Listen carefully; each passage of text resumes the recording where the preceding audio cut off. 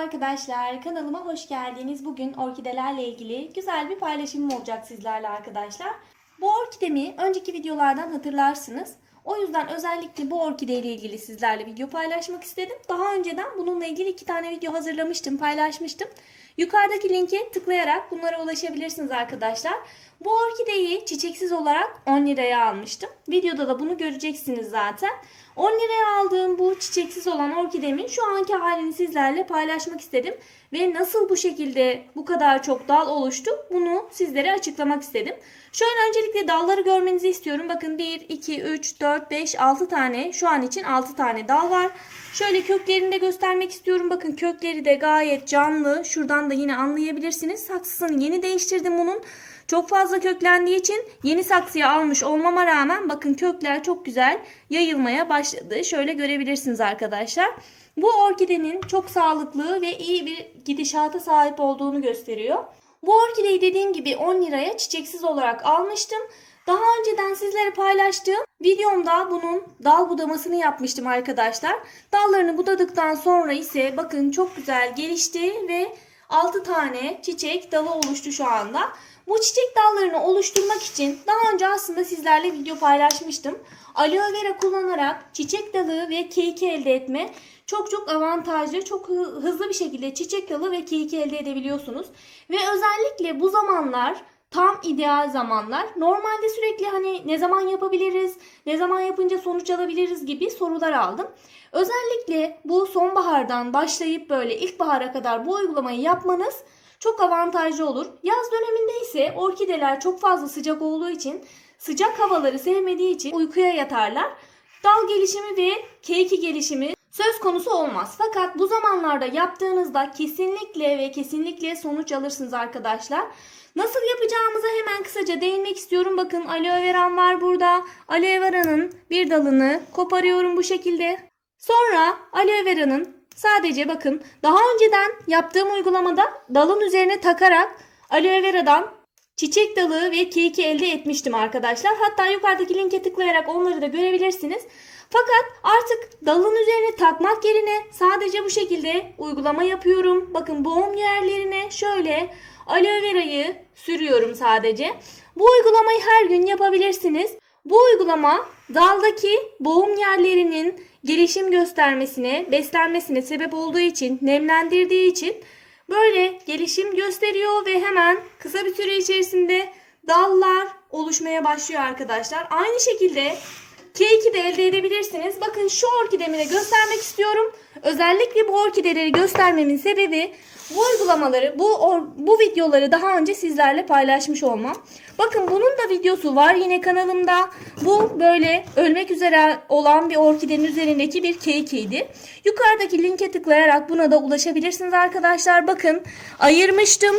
Şu anki aşamasını göstermek istiyorum. Bakın şurada bir tane keikimiz geliyor. Şunu yakından görmenizi istiyorum. Bakın şuradan bir keiki geliyor. Bu bir keiki. Yine bakın şurada bir keikimiz var. Şu alt kısmını görüyorsunuz. Bu da bir keiki. Ve şunu görebilirseniz bakın bu da bir çiçek dalı. Şu bir kök. Bu bir çiçek dalı arkadaşlar. Bakın şurada yine kökler oluşmaya başladı. Yani bir orkidenin üzerinde bakın bu küçücük minicik bir orkide olmasına rağmen 2 tane keiki, 1 tane çiçek dalı ve 2 tane kökler meydana geliyor. Bununla ilgili de önceki videolarımda bunun gelişimini görebilirsiniz. Bakın ölmek üzereydi. Gördüğünüz gibi canlandı. Yapraklar oluştu. Yine buna da aynı şekilde aloe vera uyguladım arkadaşlar. Ve aloe verayı sadece boğum yerlerine değil de bakın şu gövde kısımlarına da uygulayabilirsiniz. Şöyle gövde kısımlarına sürdüğünüzde bu orkidenin gelişim göstermesini sağlıyor. Hatta bakın ben şöyle de yapıyorum. Bakın burada böyle aloe verayı şöyle ezip saksının içerisine koyuyorum. Suladıkça böyle aloe vera ona işliyor. Yine tabii ki daha önce sizlerle paylaşmıştım. Yine aloe vera'nın suyunu da hazırlayabilirsiniz. Bunu böyle ezerek kabuğuyla birlikte bu şekilde bir miktar suyun içerisine koyup ezip daha sonra orkidelerinize veya diğer çiçeklerinize verebilirsiniz. İnanılmaz faydalı bir bitki besini arkadaşlar. Gerçekten çok fayda ediyor. Zaten normalde Bu boğum yerlerine cake paste denilen bir şey var. Cake macunu da deniliyor ama ülkemizde maalesef bu macun mevcut değil. Boğum yerlerine vazelin ve aloe vera sürerek keki veya çiçek dalı elde edebiliyoruz. Daha önceden vazelin de kullandım ama aloe vera kadar iyi sonuç kesinlikle vermiyor arkadaşlar. Aloe verayı dala takmanız da gerekmiyor. Bakın şöyle boğum yerlerine her zaman sürebilirsiniz. Hızlı gelişmesini sağlıyor. Bakın şuralara da sürdüğümüzde şöyle buraların beslenmesini sağladığı için, vitamin olarak desteklediği için en kısa zaman içerisinde bu boğum yerlerinden keki veya çiçek dalı oluşuyor arkadaşlar. Hatta bunu gelişim aşamalarıyla daha önce bir videomda paylaşmıştım. Herkes şaşırmıştı, inanamamıştı ama gördüğünüz gibi bakın aynı anda 6 tane çiçek dalı birden elde ettim. Ve bu orkide de çok böyle sağlıklı, iyi gidişatı olan bir orkide değildi. Kendine geldi, canlandı. Bu orkideyi özellikle paylaşmamın sebebi gelişimini görmenizi istemem arkadaşlar. Aloe vera'nın dışında farklı bitki besini tarifleri de var arkadaşlar kanalımda. Onları da uygulayabilirsiniz. Özellikle sarımsaklı ve aspirinli suda çok güzel gelişmesini sağlıyor. Aspirin özellikle köklenme açısından çok avantajlı, çok iyi köklenmesini ve çiçek açmasını sağlıyor. Bunlarla ilgili daha önce paylaşımlarım olmuştu arkadaşlar. Orkidelerde dal gelişimi ile ilgili çok fazla soru aldığım için bu kısacık detayları sizlerle paylaşmak istedim arkadaşlar. Aloe vera kullanarak siz de orkidenizde çiçek dalı ve keki elde edebilirsiniz. Ama tabii ki sadece aloe vera kullanmakla yeterli değil. Kesinlikle ve kesinlikle dikkat etmeniz gereken bu aşamada orkidenizin yeri ve konumu. Özellikle sonbahar olduğu için kışa doğru gidiyoruz, artık kış aylarına giriyoruz ve bu aşamada orkideleri bol güneş alacağı bir yere koyabilirsiniz arkadaşlar. Normalde direkt güneş orkidelere kesinlikle zarar veriyor ama bu havalarda özellikle bu kış güneşi orkidelere kesinlikle zarar vermez. Cam kenarına koyup bol ışık almasını sağlamanızı tavsiye ederim. Benim şu an mesela orkidelerim hepsi cam kenarına geçtiler. Normalde tabii ki yazın direkt güneş zarar verdiği için cam kenarına kesinlikle almıyorum. Ama şu an kış aylarına girdiğimiz için orkideler güneşi sevdiği için, güneşe ihtiyaç duyduğu için kış aylarında orkidelerinizi cam kenarına alabilir.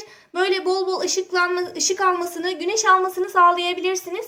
Bunun yanı sıra sulamaya da dikkat edin lütfen. Çok fazla sulama yaparsanız orkidelerin kökleri maalesef çürüyor arkadaşlar. Çok fazla sulama yapmayın. Şu şekilde göstereyim, bakın hafif bir nem var sadece toprakta. Toprak olarak da bu şekilde odun parçaları ve bir miktar da Hindistan cevizi torfu kullanıyorum ben. Hindistan cevizi torfu kullanırsanız da çok dikkat edin. Çok az sulama yapın çünkü çok fazla sulama yaptığınızda Hindistan cevizi torfu özellikle böceklenebiliyor. O yüzden bu konulara dikkat ederek sulamayı yapabilirsiniz. Bugünkü videonun da sonuna geldik arkadaşlar. Aloe vera'nın orkide üzerindeki faydalarını kısaca anlatmak istedim sizlere. Siz de anlattıklarımı dikkat ederek orkidenizde çiçek dalı ve keki elde edebilirsiniz arkadaşlar. Çiçek ve bahçe bakımı ile ilgili yeni videolardan haberdar olmak isterseniz kanalıma ücretsiz olarak abone olabilirsiniz. Soru ve görüşleriniz de varsa yorumlara yazabilirsiniz. Elimden geldiği kadar yardımcı olmaya, cevap vermeye çalışırım arkadaşlar. Videonun faydalı olduğunu düşünüyorsanız beğeni ile destek olabilirsiniz. Verilen önerileri YouTube kanalımda başka bir videoda görüşene dek şimdilik hoşçakalın arkadaşlar.